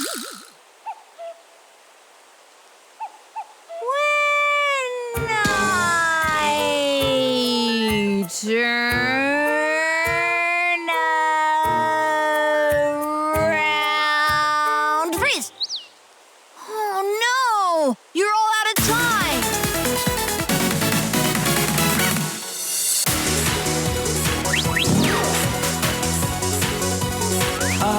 Let's call this one a draw. When that happens, the points you could have won will roll over to the next game, but each team only needs 1 more point to win. The scores are tied. This could be a nail-biter. We could be close to crowning a winner. Unfortunately, all good things must come to an end. This next game will be our last one. The scores are tied, so it'll be the right team. Feeling lucky? Press the button on your smart device to stop the roulette. The next game will be this one.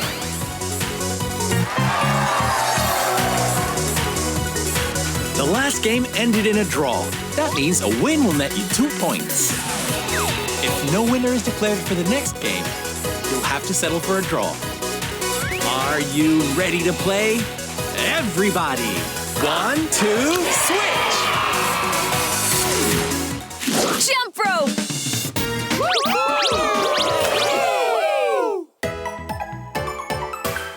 Time for a jump rope contest. Let's see how many jumps you can pull off. If you're playing, use your smart device to join.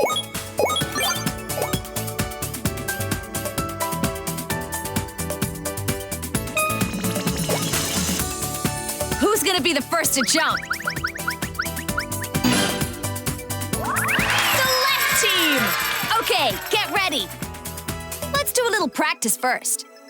If you're standing up, make sure your footing is secure. Pay attention to your surroundings, watch the rope, and jump. Once you've got it, we'll move on to the real deal.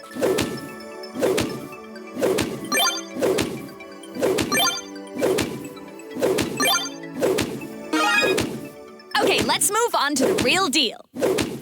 3, 2, 1. Go! Oh, don't feel too bad.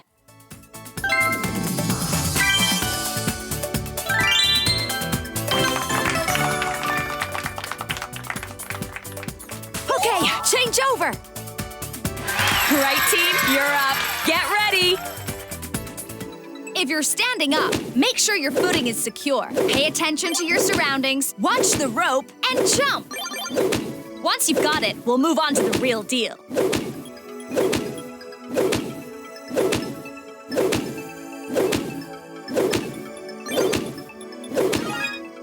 Now let's do it for real. Get ready. 3, 2, 1, go! There's always next time.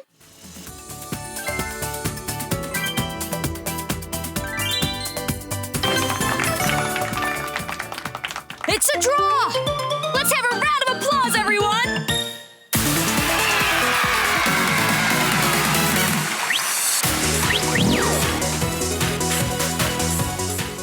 Finish! Who'd have thought we wouldn't crown a winner? Looks like things have ended in a draw. Well, the match might have ended in a draw, but now it's time to vote for your most valuable player. Use your smart device to vote for the person you think worked the hardest. Voting starts now.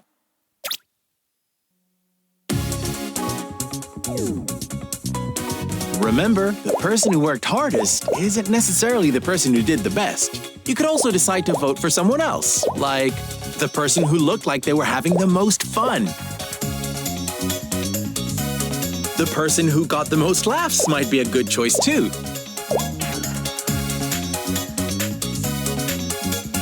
It's almost time to close the voting.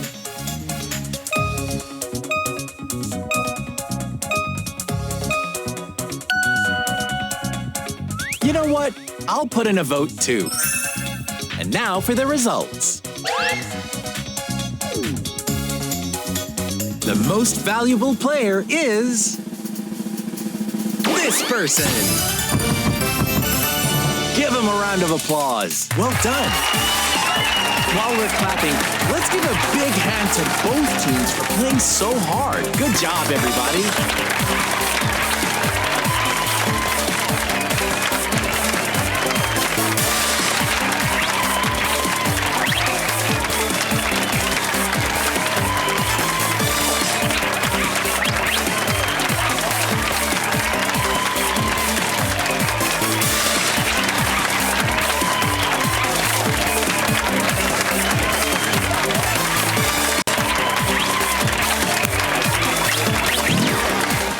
All right, let's shut this off. Was that fun or what? How are you all feeling? Do you want to take a break?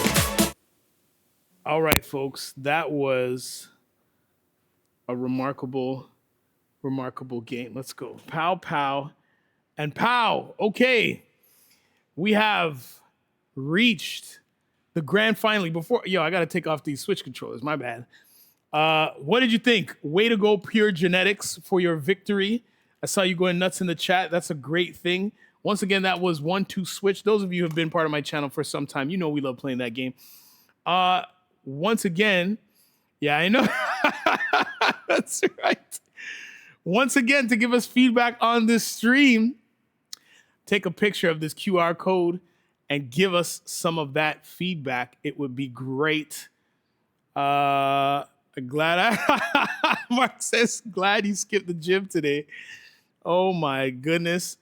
The form, yeah, you can see it there and click on that if need be. But once again, lastly, for you folk, if you're wondering, here again is the link. I'll show that there to QR code for the certificate in programming for game development. We are so excited. We can't wait to see you in the near future. So we want to thank you so much for being with us today. We had a great time. We hope to see you in May and September. And come and join us here at Toronto Metropolitan University at the Chang School and visit us here at the Creative School. We can't wait to see you. Thank you, everyone, for joining. We had a great time. Take good care, and we'll see you in the next one.